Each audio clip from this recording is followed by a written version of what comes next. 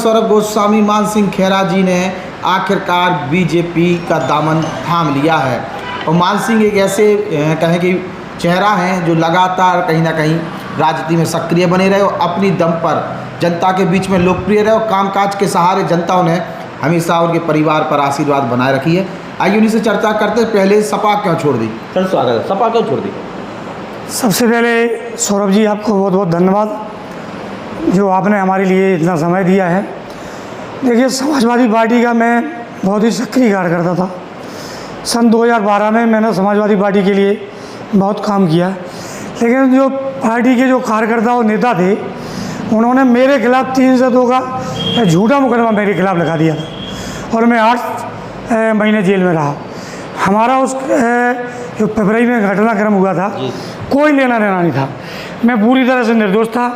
उसमें मैं और एक मालू प्रधान थाना गाँव वाले को ये कहा कि मेरे पार्टी के नेताओं ने ही हम लोगों को फंसाया, क्योंकि हम जनता में जनप्रिय थे, जनता की सेवा करते थे और जनता हमें पसंद करती थी और वो नेता नहीं चाहते थे कि ये आगे बढ़े, इसलिए उन्होंने हमें झूठा केस में फंसा दिया। मैं 8 महीने जेल में रहा तो 3-4 साल मैंने अनावश्यक परेशानी भोगी और मेरे परिवार ने भी परेशानी उठाई और पूरे क्षेत्र की जनता ने इस बात को समझाओ कहा कि निर्दोष लोगों को गलत फंसाया और न्यायालय से मुझे न्याय मिला, मैं निर्दोष साबित हुआ हूँ।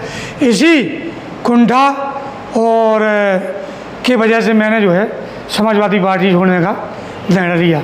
दूसरा, जो समाजवादी पार्टी का जो संगठन था, जो समाजवादी पार्टी का जो कार्यक्रम था, जो आदरणीय हमारे सिद्धे नेताजी मुलायम सिंह जी ने समाजवादी पार्टी को जिस तरह से खड़ा किया था, जो विजन था, मतलब जो विजन था, हमारे जो अखिलेश जी ने उस विजन को जो है कमज़ोर किया है। संगठन के लोगों को तवज्जो नहीं दी गई जो सही काम करने वाले थे और केवल फर्जी लोग, फर्जी सोशल मीडिया पर चलने वाले लोगों को संगठन में तरजीह दी गई और जो ज़मीनी कार्यकर्ता थे उनका हरासमेंट हुआ।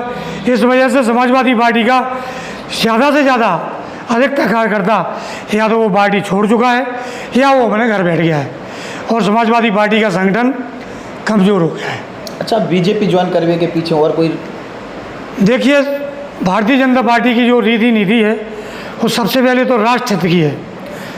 राष्ट्रीय मुद्दे जैसे राम मंदिर, धारा 370 की जो माननीय मोदी जी ने काम किया है, मैं उससे बहुत प्रभावित हुआ हूँ और माननीय योगी जी की जो प्रदेश में जो विकास पर योजनाएं हैं, जो उत्तर प्रदेश में सड़कों का काम हो रहा है, उत्तर प्रदेश में हमारे ज़िले में जो जहाँ भी है, माननीय मोदी जी और योगी जी मिलकर के प्रदेश को विकास की ओर ले जा रहे हैं। जहाँ डबल इंजन की जो सरकार है कि योगी जी की उत्तर प्रदेश में और देश में मोदी जी की मिलकर के हमारे प्रदेश का विकास हो रहा है, गांव गरीब किसान का भला हो रहा है। इसलिए मैं उनकी नीतियों और रीतियों से प्रभावित होकर बुलडोजर के डर के वहाँ नहीं, मुझे बुलडोजर का कोई डर नहीं और बुलडोजर भी वहाँ चला जहाँ गलत था, सही लोगों में कोई बुलडोजर नहीं चला। मैं 7 साल समाजवादी पार्टी की सरकार जाने के बाद भारतीय जनता पार्टी में रहा हूँ, मुझे ऐसा कहीं महसूस नहीं हुआ कि अगर सही लोग हैं तो उन पर कोई गलत कार्रवाई। यादव वोट बैंक के साथ कहीं ना कहीं एक ही परिवार खिलवाड़ नहीं कर रहा। अब इस चुनाव में केवल सिर्फ ही परिवार के 5 लोग लोकसभा का चुनाव लड़ रहे हैं और कोई और व्यक्ति किसी यादव को टिकट नहीं देगी। बिल्कुल कर रहे हैं भाई। उत्तर प्रदेश में समाजवादी पार्टी के बहुत मजबूत लोग थे, उन्हें मौका नहीं दिया गया है, तो निश्चित ही जो मूल वोट बैंक है यादव, वो इस चीज़ को महसूस करता है। अब चूँकि उन्हें कोई विकल्प नहीं मिला था और भारतीय जनता पार्टी ने जो मध्य प्रदेश में मोहन यादव को मुख्यमंत्री बना करके एक संदेश दिया है कि यादवों का भी भारतीय जनता पार्टी में सम्मान है। और हमारे बगल में पृथ्वीपुर विधानसभा है, हाँ, डॉक्टर जसपाल जी को वहाँ 2 बार टिकट दिया, विधायक बनाया। इस बार वो थोड़े से वोटों से हार गए, लेकिन भारतीय जनता पार्टी ने उनको सम्मान दिया है। और मध्य प्रदेश में पृथ्वीपुर में यादव समाज भारतीय जनता पार्टी को सहयोग करती है, सपोर्ट करती है। तो ये कहीं कुछ नहीं कि यादव केवल समाजवादी पार्टी का है। आपको 86 ललितपुर लोकसभा सीट पर भी यादव मतदाता बड़ी संख्या में वोट देते नजर आएगा, मुझे ऐसा भरोसा। हाँ, बीजेपी। अच्छा, आप लोगों ने बड़े पैमाने पे कहें कि कई जिला पंचायत सदस्य पार्टी में शामिल हुए, खासतौर से खुद की छवि है उनकी, खुद को कामकाज हो, वे जीत के भी उधर बार, तो अब की दर क्या वो अपने, चूँकि अधिकांश यादव टाइटल के हैं, तो वे अपने क्षेत्र को जिता पे कि नहीं जिता पे? निश्चित तौर पर जो मोदी जी और योगी जी की जो छवि है और भारतीय जनता पार्टी की जो रीति और नीति है, उसके आधार पर क्षेत्र की जनता माननीय अनुराग शर्मा जी जो हमारे लोकप्रिय सांसद हैं और आने वाले इस लोकसभा चुनाव में जो 20 तारीख को मतदान होना है, यहाँ की जनता भारी बहुमत से पिछले बार के जो वोट जीत का अंतर है उससे आगे जा कर के यहाँ जिताने का काम कर रहे हैं और यहाँ की जनता अनुराग शर्मा भारतीय जनता पार्टी को जिताने का काम करेंगे। प्रदीप जैन को बड़ा हल्ला हो रहा हो। प्रदीप जैन देखिए, आप चुनाव के समय पे दिखाई दे रहे हैं, पिछले 5 साल में जो विपक्ष की भूमिका में उन्हें देखना चाहिए था, हमें कहीं विपक्ष की भूमिका में दिखाई नहीं दिए हैं। चुनाव लड़ने के लिए आप विपक्ष के कैंडिडेट बन करके आए, हमें नहीं लगता है कि कांग्रेस में और नेता नहीं उनके अलावा उन्हें नहीं को टिकट नहीं, वो तो चूँकि कांग्रेस का काम है, लेकिन प्रदीप जैन जी को विपक्ष की भूमिका में रहने के लिए समय समय पर विरोध करना चाहिए था और वो उन्होंने नहीं किया।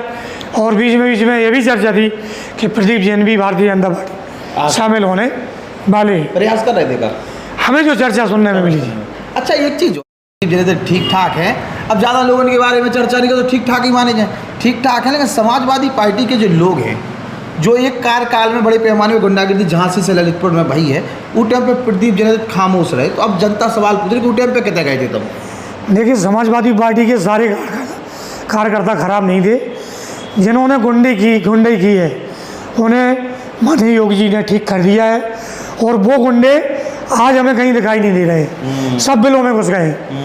और ये बात सही है कि प्रदीप जैन जी अपना चुनावी फायदा उठाने के लिए समाजवादी पार्टी का उपयोग कर रहे हैं और हमें नहीं लगता है कि उन्हें ऐसा समर्थन समाजवादी पार्टी का सपोर्ट नहीं करे। समाजवादी पार्टी में यादव समाज कोई किसी का बंधा नहीं है, भारतीय जनता पार्टी को भी बड़ी संख्या में यादव समाज वोट देने जा रहा है। अच्छा, हाँ। अच्छा, एक चीज़ लास्ट में, और अनुराग शर्मा जी के कामकाज कैसे का है, कछु करे है कि नहीं करे, कद कर लोग बीच में नहीं आए मिल गए? अनुराग शर्मा एक तो बहुत सरल व्यक्तित्व के धनी हैं और भ्रष्टाचार का उनके ऊपर कोई भी आरोप नहीं है और उन्होंने जो काम किए हैं, छोटे छोटे काम हम जरूर कहें कि नहीं किए होंगे, लेकिन जैसे जहाँ ललितपुर में मेडिकल कॉलेज, हवाई पट्टी, हवाई एयरपोर्ट जो स्वीकृत कराया, बल्क ड्रग पार्क जो सैदपुर में स्वीकृत कराया है, उसमें ये माननीय शर्मा जी का योगदान है। झांसी में जो बीडा बनने जा रहा है, जो कॉरिडोर बनने जा रहा है, तो कहीं ना कहीं हमारे शर्मा जी का बहुत बहुत योगदान है और शर्मा जी किसी के साथ कोई पक्षपात नहीं करते हैं, सबको लेकर चलते हैं। ओके, बंदे नंजा के जो इनके खास जी, और ना किसी के वो किसी के पक्ष में ना किसी विपक्ष में, सही के साथ हैं। जनता वोट कर रही है निश्चित तौर पर, सब लोग निकले बाहर है, बिल्कुल निकले। आप लोगों की जगह जो स्थान कहेंगे जो क्षेत्र है होते हैं, सरकार स्थिति बना, हम लोगों के क्षेत्र से भी शर्मा जी जीते हैं, पिछली बार से ज़्यादा वोट मिलेगा। तो मान सिंह जी हैं जो बीजेपी में शामिल हो, बड़े कॉन्फिडेंट हैं और बात कर रहे हैं कि बहुत कछु अच्छा हुई है। देखा का हो, सभी लोगों से अनुरोध जरूर है कि वोट डालने जरूर जाएं और इस लोकतंत्र के पर्व को मनाएं। प्रत्याशी अनुराग शर्मा, प्रदीप जैन आमने सामने है, जिसने जैसे लोगों के साथ काम किए हैं, मदद की है हो। अगर आपको ललितपुर में कुछ बड़ा परिवर्तन देखने को मिल रहा है तो ज़रूर वोट करने के लिए निकलें और ललितपुर के भविष्य को ध्यान में रखते हुए वोट जरूर करें। नमस्कार।